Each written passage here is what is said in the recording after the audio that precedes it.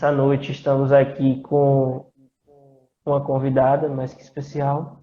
A gente vai abordar um tema do Livro dos Espíritos, escrito por Allan Kardec. O primeiro livro que traz alguma orientação sobre o Espiritismo, a formação do Espiritismo e com o tema de leis morais. Na semana passada a gente trouxe a lei divina ou natural, que é a que rege todas as outras. E temos hoje a lei de adoração, como está no título da live. E queria agora que a nossa convidada se apresentasse. Oi, gente, boa noite. Eu sou Tamires, sou evangelizadora da Juventude Espírita Minaroeira, trabalhadora do Movimento Espírita, e estou aqui hoje para falar um pouquinho sobre a lei de adoração, que é uma das leis morais que estão no Livro dos Espíritos, como o Servo lhe falou. É isso aí. Nessa noite, né, a gente vai abordar esse tema que é tão rico de informações, mas que para isso eu acho que a gente precisa também compatibilizar-se com essa lei. Vamos fazer uma prece para que a gente consiga se harmonizar e também utilizar um dos recursos que a própria lei nos incita, já dando um spoiler do que a gente vai falar mais adiante. Então, agora que possamos fechar nossos olhos, elevar nosso pensamento ao alto e nos fortalecer nesse momento. Pedir inspiração para que nossos mentores possam nos apoiar, nos ajudar, que a gente consiga trazer da melhor forma possível o tema da noite. Que todos nós possamos nos concentrar e nos purificar com a mensagem que será trazida. Obrigado. Então, para a gente dar início, é importante que a gente fale novamente do querido Livro dos Espíritos, que foi codificado por Kardec, foi organizado por ele, né? E ele traz na terceira parte, no segundo capítulo, a lei de adoração, que é uma das leis morais, em que ele traz a importância de algumas situações do que ele chama de adoração, que a princípio nos sai meio estranha pensar em uma lei de adoração, como um Deus soberanamente justo e bom, que não possui um ego como nós, seres humanos, vai pedir que a gente adore a Ele, né? E aí, quando você começa a estudar e entender o que o capítulo vem nos abordar, vem nos trazer, é que a gente consegue desmistificar essa situação e que, na realidade, é mais uma forma de nos elevarmos e alcançarmos a Ele, né? Concorda? Sim, sim.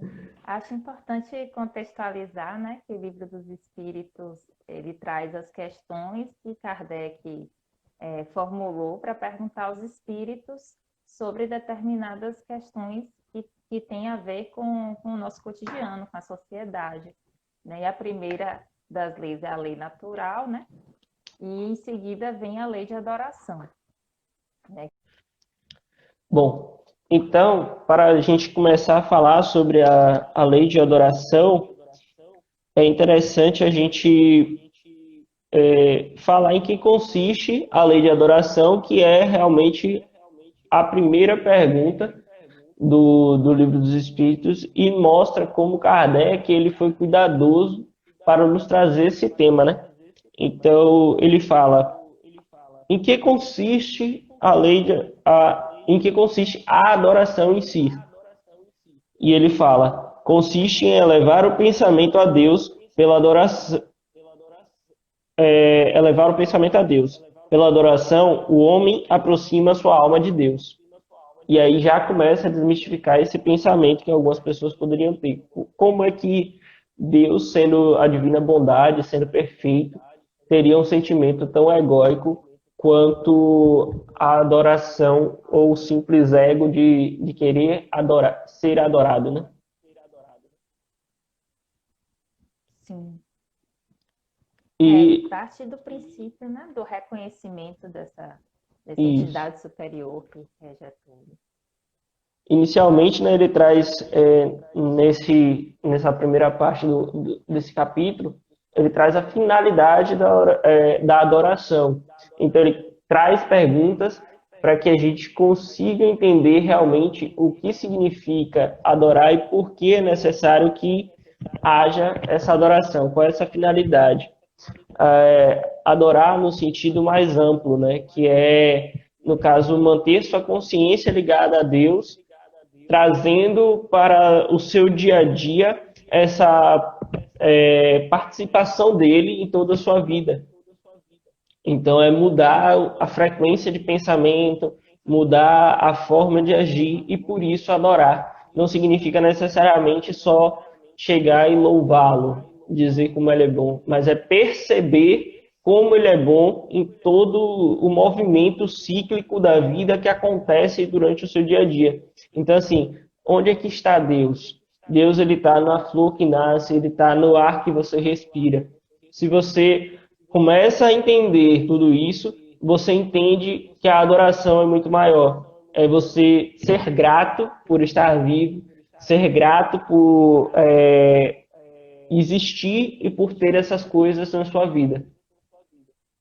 Uhum. Sim. Eu penso, né, que para elevar o pensamento a Deus é preciso ter uma confiança muito grande primeiro, na existência, né, de que existe um ser superior a nós, que nos criou, que rege tudo no universo, que estabelece as leis, a dinâmica do universo, e confiar justamente de que essas leis são leis seguras, né? São leis que nos acolhem, que nos sustentam na nossa caminhada. E aí, para esse momento, né, em que Kardec apresenta, né, esse objetivo da adoração e os espíritos respondem sobre elevar o pensamento a Deus, eu me recordei muito de um livro que eu trouxe aqui para mostrar a vocês, que é um livro do espírito Yoga Shirishna, chamado Divina Presença, psicografia de Elzio Ferreira de Souza. E nesse livro, o espírito ele acrescenta um pouco mais, né, em vários capítulos, ele vai acrescentando essa condição de entrega, de extrema confiança que a gente deve depositar em Deus para conseguir elevar o pensamento de forma constante e manter esse pensamento, né, no nosso dia a dia. Porque os espíritos colocam isso, mas em vários momentos a gente vai desviando dessa elevação de pensamento, né, dessa vibração, dessa frequência. E com isso a gente vai se distanciando desse amor de Deus e vai criando problemas para o nosso dia a dia. Então, nesse livro, o Espírito ele fala bastante dessa questão de que a adoração consiste nessa entrega, né? Nessa disposição de se colocar a serviço de Deus. E tem um capítulo específico que ele vai tratar, que ele vai colocar como se a gente devesse se apaixonar por Deus, né? A gente não se apaixona por várias coisas durante a nossa vida e aquilo parece que é a única coisa que nos interessa e nada mais pode ser tão maravilhoso do que aquilo pelo que a gente está apaixonado. Então, imagine se apaixonar por Deus e colocar a nossa existência a serviço do Criador, né? Por exemplo, estando na fila do ônibus, do banco, estando no trabalho, na escola, a gente colocar a nossa atitude em benefício do nosso próximo como uma atitude de adoração a Deus, né? Mais para frente nesse capítulo a gente vai ver a ação, né, como uma ferramenta de adoração mais expressiva. Então esse espírito Yoga Shirishna ele vai trazendo muito dessa perspectiva e da gente alinhar mesmo a nossa consciência com a divindade, a gente procurar essa conexão constante. E aí eu me recordo muito, por exemplo, as nossas mães, elas normalmente têm uma capacidade assim muito extensa de dizer quando a gente está bem e quando a gente não está. Minha mãe, por exemplo, ela chega para mim, eu estou vendo no seu olho que você não está bem. E aí imagine se as nossas mães, que são seres que estão também, né, envolvidos na questão da matéria, conseguem perceber isso, imagine aquele que nos criou. Então, Deus, ele consegue perceber tudo que há dentro de nós, o que se passa, e a gente, para adorá-lo, né, para elevar esse pensamento a ele, tem que ir se aproximando dele devagarinho, né, aproximando o nosso pensamento da divindade no ato de adoração, para que a gente possa ter essa conexão. Realmente, tá. E nessa primeira parte, né, do capítulo, ele também traz alguns conceitos que são muito debatidos ainda hoje, que é a questão de essa adoração começou quando? Existem povos que não adoravam nenhuma divindade, e na realidade ele responde, os espíritos, no caso, respondem que nunca houve um povo completamente ateu e que essa característica de adoração é inerente a todo ser humano. Ela começa desde o momento que se inicia na carne, se iniciou a vida carnal, desde os tempos primórdios. Então, o que ele chama de povos ateus, né? Porque existem pessoas que são ateias ou ateus dentro de uma sociedade que na realidade predomina outras religiões. Nunca existe um povo completamente ateu. Sempre houve adoração nos tempos primitivos a questão da natureza, realmente, né? Então, alguns povos adoravam o fogo, adoravam as plantas. Existia esse tipo de adoração com relação à divindade que eles acreditavam estar presentes nesses elementos naturais. E aí a gente começa a entender que em todos os momentos essa adoração foi necessária e importante para a evolução do ser humano. Uhum. A gente carrega, né, na nossa consciência a intuição de que existe um ser superior. Então, os espíritos, eles trazem que todos os povos apresentaram de uma maneira ou de outra essa intuição, né? O que muda muitas vezes é a forma de adorar a Deus, mas o sentimento de adoração, de reconhecimento de um ser criador, ele sempre existiu. É um fato curioso mesmo, né? Olhar para a história da humanidade e perceber isso. Né? Alguns podem dizer que estamos todos loucos inventando uma entidade superior, mas eu não acredito que a humanidade toda tenha se enganado. Né? E é interessante que você puxou também o gancho, né, pro próximo pedaço do capítulo, que é a questão da manifestação, né? Como é que esses povos adoravam?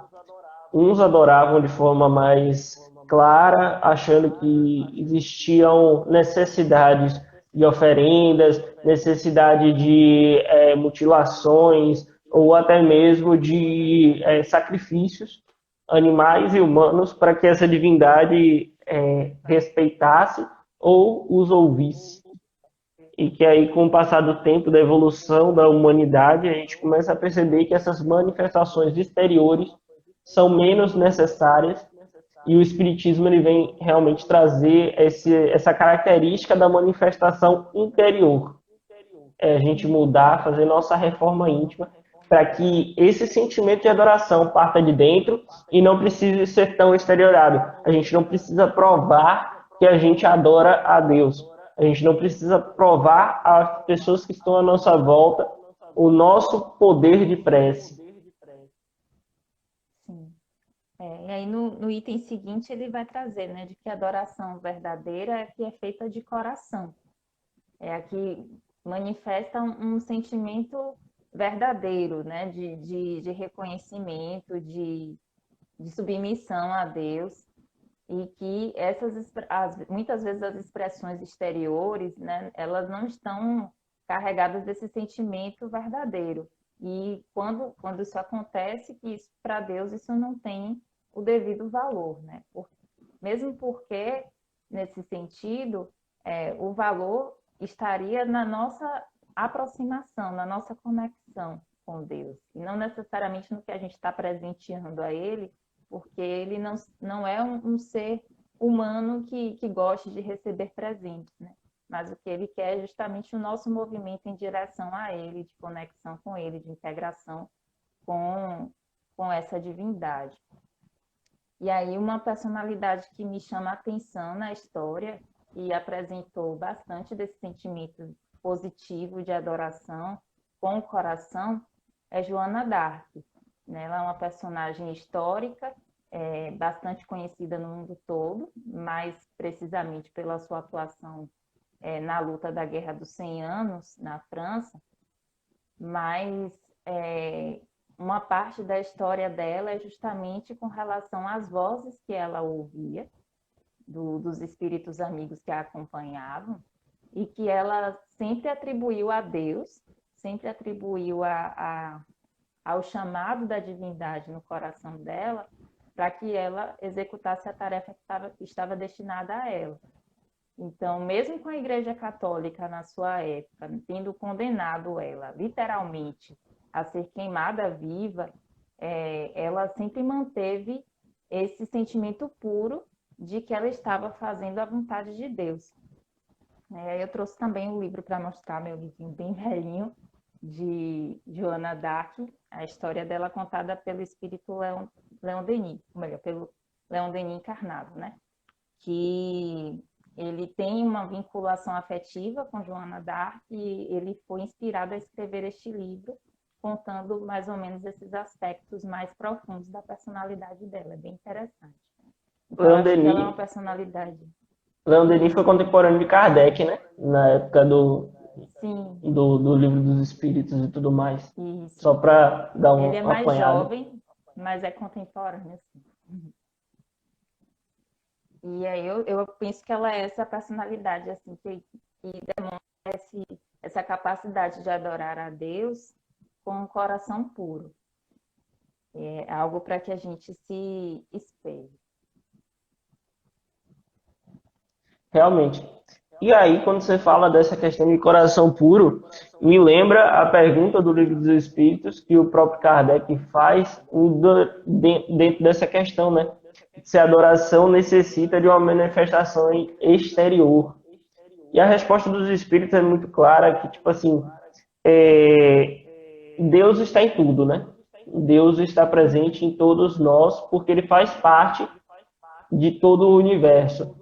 Ele é como se fosse o seu corpo tivesse cada parte do universo esteja presente no seu corpo. Então ele sabe tudo que está acontecendo dentro do universo, dentro daquela situação. E aí ele fala que a verdadeira adoração está no coração. E manda a gente ainda lembrar, ainda dá um cutucão na moleira assim, dizendo que em todas as suas ações, Deus está sempre a observá-los. Ou seja, ele sabe todas as situações. A gente não precisa externalizar. Nosso pensamento faz parte do que Deus está vendo de nós em todos os momentos. Então é importante que a gente lembre que não é só uma ação, porque o pensamento é ação. Então tem que lembrar que ainda, como estamos presos à matéria, né, a gente acha que são duas coisas diferentes. Mas no plano espiritual, a gente sabe que o pensamento é muito mais rápido do que a velocidade da luz, muito mais rápido do que a velocidade do som, que a gente acredita que são as duas maiores potências quantificáveis aqui na Terra.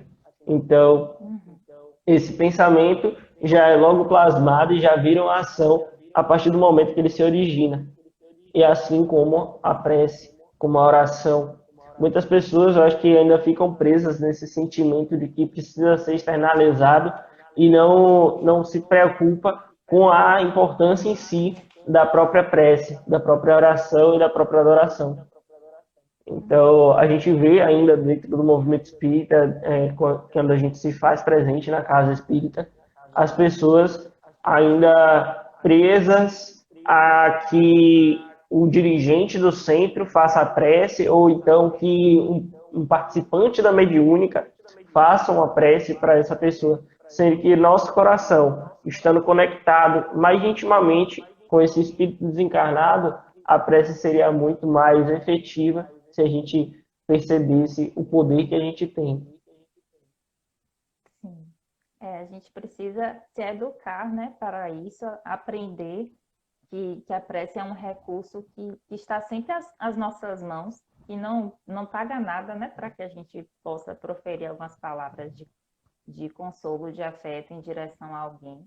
E é o recurso mais óbvio que a gente tem para se comunicar com Deus, né? Que é através do pensamento. Você nem precisa verbalizar isso muitas vezes para fazer uma oração, para fazer uma prece. Então, realmente, acho que a gente pode aprofundar bastante nisso, mas é um recurso poderoso e que a gente ainda não compreendeu o alcance desse recurso, né, no nosso cotidiano, nas nossas vidas. Inclusive, eu trouxe um poema de Rabindranath Tagore, que é um espírito que transmite mensagens, né, pela via mediúnica de Divaldo Franco. Aqui o livrinho, eu estou super no merchan de livros Eu hoje. adoro isso. Eu trabalho numa livraria dentro do Centro Espírita, então tá valendo. Que ótimo. E o poema se chama Exaltação. Ele é como se fosse uma prece, né? Ele é curtinho, vou ler aqui pra gente. E fala assim: Senhor meu rei, eu vos amo com igual delicadeza com que a brisa rocia a flor pela madrugada. Eu vos adoro com o mesmo entusiasmo da ave canoura saudando o dia. Eu vos respeito com a ternura semelhante à da criança sorridente com o seu reflexo na água tranquila da fonte. Eu vos busco com a força da fome devoradora do coração em soledade. Eu vos bendigo com o ritmo da música silenciosa dos astros no zimbório, cantando a sonata de luz em plena noite. Eu vos necessito como órfão ao Pai.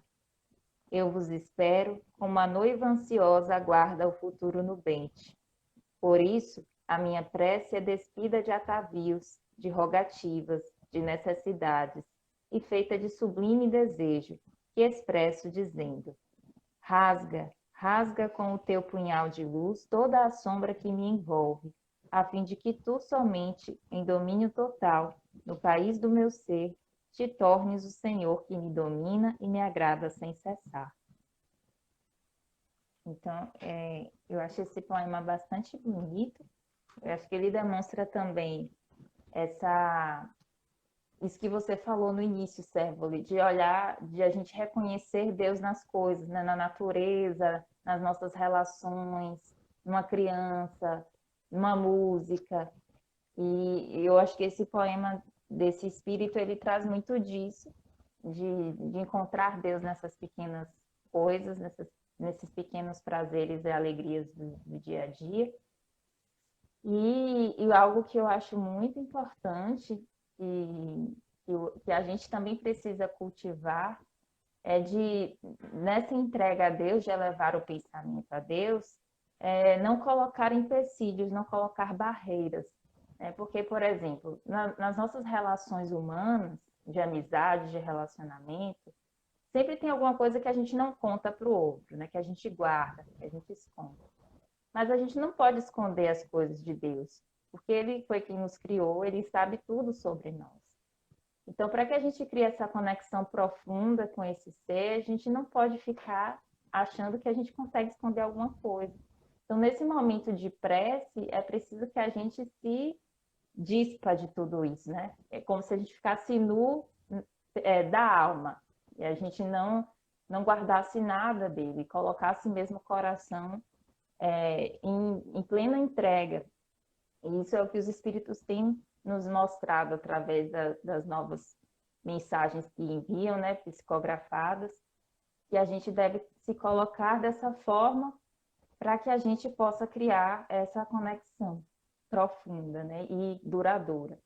Tem uma questão importante também aí, nesse tema e na situação que foi colocada, né? Você vê que nesse poema ele contempla muito a natureza, não é verdade? Sim, Ele percebe o canto do pássaro, a brisa suave, um cheiro, um perfume que está à sua volta, que está perto de você, e percebe Deus nisso. Só que também a gente precisa lembrar que não como é que eu posso dizer? Não é só isso, vamos dizer assim. Não é uhum, só viver essa vida contemplativa. Não é só parar e ficar olhando as aves no céu, a folha da planta caindo. É você agir dentro da sua sociedade, participar dos trabalhos dentro da sociedade, para que, uhum. e voltando o seu pensamento a Deus durante esse processo. O próprio dos Espíritos tem um trecho que fala exatamente sobre isso.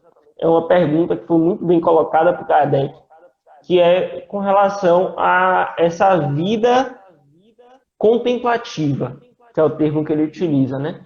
Então, você viver contemplando, sem fazer mais nada, é positivo ou é negativo? E os espíritos eles falam assim: você não cometeu mal, você não cometeu bem, então sua vida foi inútil. Você necessita que você contemple essas coisas, mas que você haja e que produza diante das situações e do cotidiano em que você vive. Então, você precisa, por exemplo, trabalhar contemplando as situações, ou seja, perceber que ali existe Deus naquela situação. Que se aconteceu uma coisa ruim, não é para você lamuriar somente a coisa ruim, é perceber quantas coisas boas aconteceram a partir daquela coisa ruim. Então, assim, Uhum. às vezes, situações da sua vida só acontecem depois que você cai na real e percebe que aconteceu alguma coisa. Sim.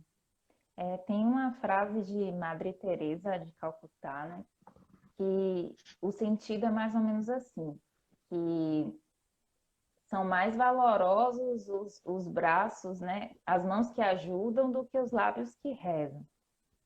E é muito no sentido de que a oração é importante, é um recurso essencial, mas a gente não pode viver apenas direcionando os nossos pedidos a Deus, né? Ou fazendo isso, né? Dessa maneira, porque o mundo requer de nós uma atitude e porque o próprio Deus deseja que a gente haja no mundo através dele, né? Que a gente seja instrumento dele. Então, eu lembro muito da própria oração de São Francisco que diz, né, Senhor, fazei-me instrumento de vossa paz, de vossa misericórdia, de vosso perdão. E é nesse sentido que a gente deve buscar se aproximar de Deus também para que a gente possa ser instrumento disso entre os nossos semelhantes. E essa música ela é interessante, né? Que também é uma forma de adorar. A música é uma forma de adorar a Deus. É uma forma de expressar esse sentimento que está dentro de nós. E nessa música em específico, ele pede exatamente isso que eu falei, a questão de contemplar como você agir diante de determinadas situações. Então, assim, se você está vendo que está tendo uma crise, o problema está ali, mas você, como é que vai agir para solucionar isso? É perceber como Deus pode agir ali através de você.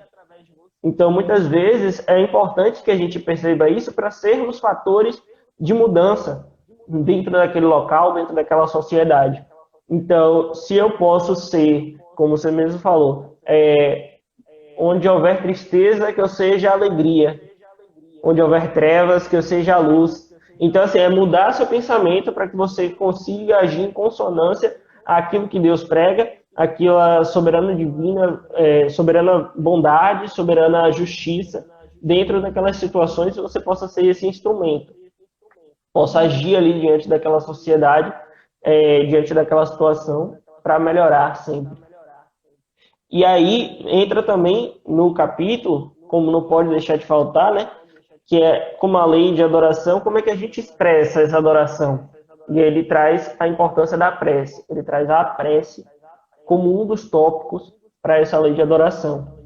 E aí ele traz inúmeras perguntas, são muitas, acerca da prece, de como seria essa melhor prece, de que prece seria mais agradável a Deus e quais características dessa prece. E a gente vem abordando, né, durante todo esse período que a gente falou até agora, algumas dessas características, alguns desses pontos, e que é importante que a gente sempre lembre que a prece tem que ser do coração, tem que ser aquela prece onde a gente externaliza todos os nossos sentimentos bons. Não tem uma fórmula para fazer uma prece, não tem uma forma para adorar a Deus. A gente pode adorar a Deus simplesmente parando um tempo e respirando, pensando em nós mesmos. Isso a gente já está fazendo uma forma de adoração, porque a gente começa a perceber onde Deus está atuando em nosso organismo, como a gente consegue se acalmar só de pensar nele. Então, existem inúmeras formas. Uhum. Me chama a atenção também a pergunta de número 660, que é uma pergunta, acho, muito, muito capciosa, assim, de Kardec, né? Se a prece torna melhor o homem. Porque foi um assunto muito debatido na época em que ele lançou o Livro dos Espíritos, porque muitos cristãos não queriam fazer prece, né? Porque a gente não vai mudar os planos de Deus com a nossa prece. E aí os espíritos respondem que aquele que ora fervorosamente, ele recebe como que um consolo, ele recebe energias positivas, ele recebe a força e a coragem para prosseguir lutando contra as próprias dificuldades, né? E com as dificuldades que a vida impõe. Então, é muito nesse sentido que a prece funciona como um reforço positivo para que a gente consiga continuar superando as nossas dificuldades. E um outro aspecto também nessa mesma questão, que eu acho que é pouco comentado, é o da prece como um estudo de nós mesmos. Ou seja, quando eu me coloco, né, nesse movimento de entrega, de disposição para Deus, quando eu abro meu coração para Deus e conto tudo para Ele, as coisas ruins que eu faço, as coisas boas que eu faço, e as coisas que me incomodam, que atrapalham o meu caminho, ao mesmo tempo, é como se a espiritualidade estivesse lançando uma luz sobre nós para que a gente consiga enxergar aquilo que ainda está nos atrapalhando, aquilo que está atravancando a nossa marcha. Então, serve também como um instrumento de autoconhecimento para a gente pode perceber certas coisas da nossa personalidade através da prece, através dessa conexão. Eu acho isso muito interessante. Realmente, e essa questão, como você trouxe, do nos melhorar, né, na 660, porque é interessante quando a gente pensa de que como é que uma prece, pura e simplesmente, né, ia nos tornar melhores. É a conexão, né? É a forma de a gente elevar nosso pensamento. É um momento onde a gente para, pensa e fala, poxa, agora eu posso agir diferente, agora eu posso fazer algo diferente. Então, uma forma de autoconhecimento, uma percepção de auto-melhora para que a gente consiga alcançar essa evolução. E também a importância de, como você falou, a questão de muitas pessoas ainda taxam o espiritismo, né? Ainda existe esse preconceito, como se a gente não tivesse voltado a Deus. Ainda existem pessoas que falam assim, poxa, você é espírita? E faz aquela cara, tipo, né? Então, a gente tem que sempre lembrar de que essa questão do espiritismo, a gente está sempre voltado a Deus e sempre voltado à história do Cristo.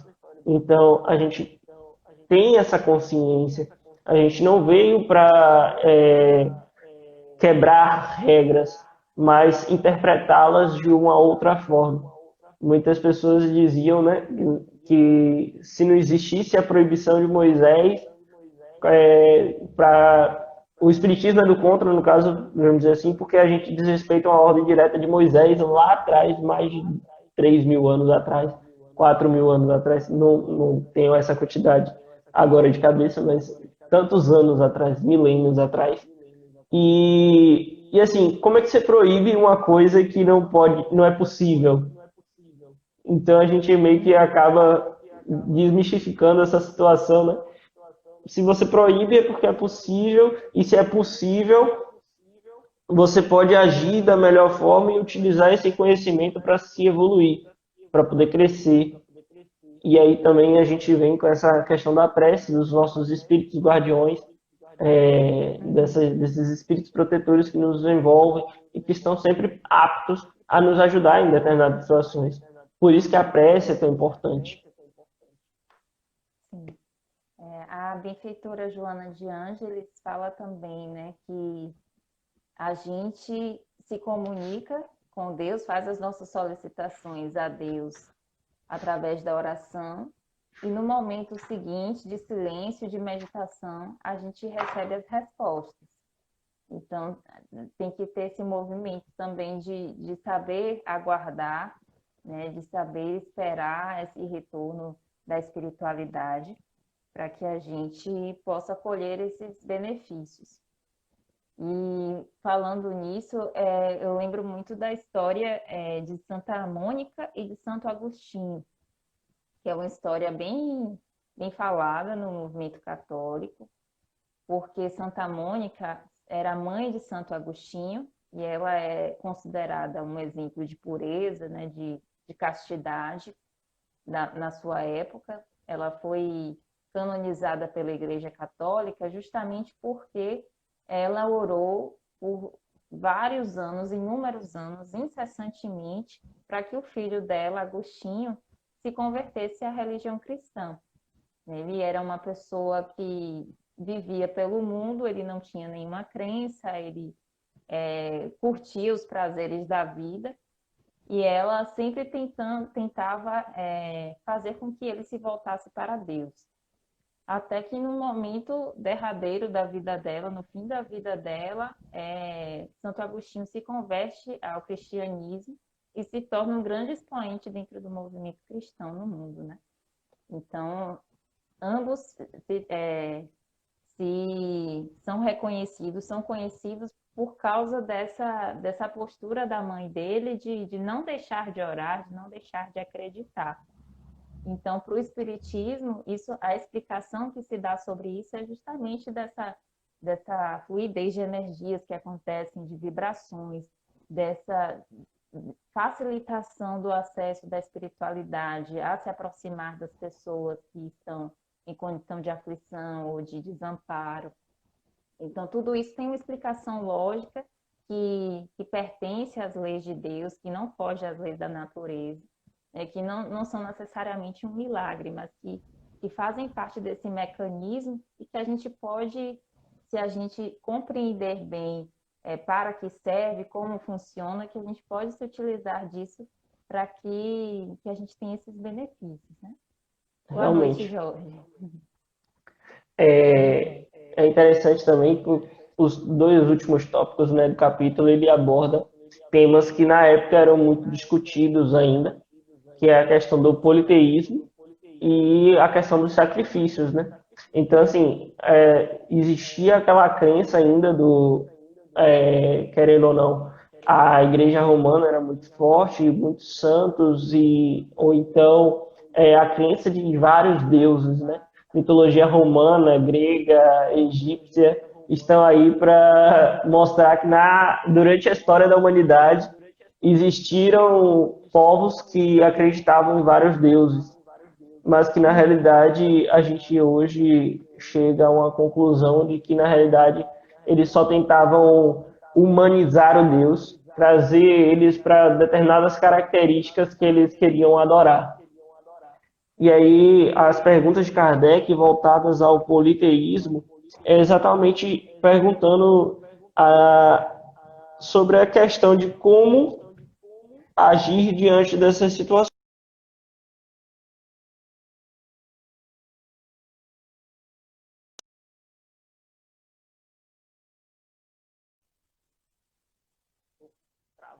Foi. Mas voltou já. Porque isso acontecia e como acontecia, né? Então ele fala nas perguntas, o conteúdo é exatamente esse. O que que a gente pode entender desse sistema? E eles sempre falam que era aquela questão do sobre-humano e que como a gente não tinha essa inteligência de um Deus único, não conseguia admitir que um ser conseguiria criar tudo isso, a gente multiplicava essas funções para que cada um ficasse responsável por um tipo de criação e aí seria meio que assim é, descentralizado o poder para que houvesse a criação. E hoje a gente entende que o politeísmo ele não é o caminho correto, que Deus é um só e que não tem como haver outro igual a ele, senão ele não seria Deus. É importante a gente fazer essa reflexão, né? De que, primeiro, se Deus tiver pessoas, né, que estão par a par de igualdade com ele, ele deixa de ser soberano e onipotente, onipresente, todos os atributos que pertencem à divindade, né? A mesma coisa se ele tiver um opositor, né, que esteja em pé de igualdade com ele. Então, para os espíritas, a crença é de que Deus é uno e único e que a gente deve a ele a nossa submissão, a nossa obediência, o nosso reconhecimento. E entende mesmo que o nosso avanço enquanto humanidade para o monoteísmo, para a crença nesse Deus único, é um avanço moral, né? E o que é que a gente pode tirar, então, das nossas experiências com o politeísmo? Se a gente parar para observar, inclusive na mitologia indígena brasileira, na mitologia afro-brasileira, a gente vai encontrar entre os deuses, entre alguns deuses, entre a própria cultura, vai encontrar um movimento de buscar a entidade superior para pedir, para louvar, para agradecer, né? Então, esse é o movimento que a gente deve manter, mas reconhecendo a soberania de um Deus único. E, como podemos dizer, perceber também que entre esses próprios povos, eles elencaram um ser que comandava todos os outros. Então, por exemplo, para os indígenas foi Tupã, para os candomblecistas existe o Olorum, para os romanos havia Júpiter, para os gregos havia Zeus. Então, essa intuição de que havia pelo menos um que comandasse todos os outros sempre existiu, né? E para o Espiritismo, o nosso movimento de caminhada, de avanço, vai ser para a crença nessa única entidade que não há, para cada efeito da natureza, causas diferentes, mas uma única causa que é o Criador, que é Deus. Realmente. Tá? É interessante. Quando a gente vai entender também, estudar um pouco mais o espiritismo, a gente vê que tem espíritos realmente que são destinados a algumas situações dentro da própria natureza, né? Então, para manifestações naturais, existe realmente aqueles espíritos mais presos à matéria que fazem essas manifestações acontecerem. Mas é assunto para outra noite, senão a gente acaba se estendendo demais e já está chegando Verdade. ao final. O Instagram corta mesmo e a gente precisa dar uma finalização ao nosso conteúdo da noite. E aí vem o tema, acho que um dos temas mais polêmicos, né?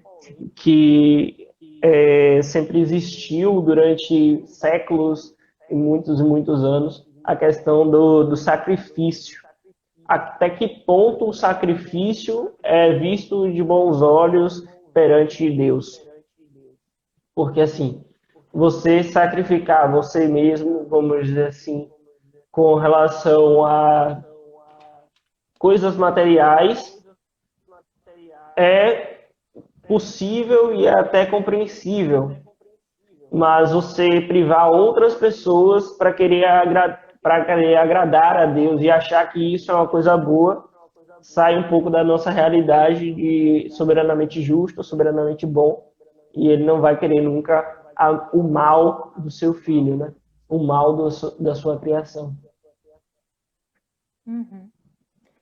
Essa ideia de sacrifício, né, os espíritos trazem como uma ideia errônea, né, essa coisa de oferecer algo material a Deus, que é uma entidade imaterial, e coloca justamente uma questão muito lógica, né? Que o que é que Deus fará com uma criatura que não serve mais à vida, que é inútil, né? Que não pode operar, né? O que é que Deus pode fazer com essa alma, digamos assim, né? Para que ele serve? Então, esse é um questionamento que os espíritos trazem sobre essa questão da utilidade, né, do sacrifício.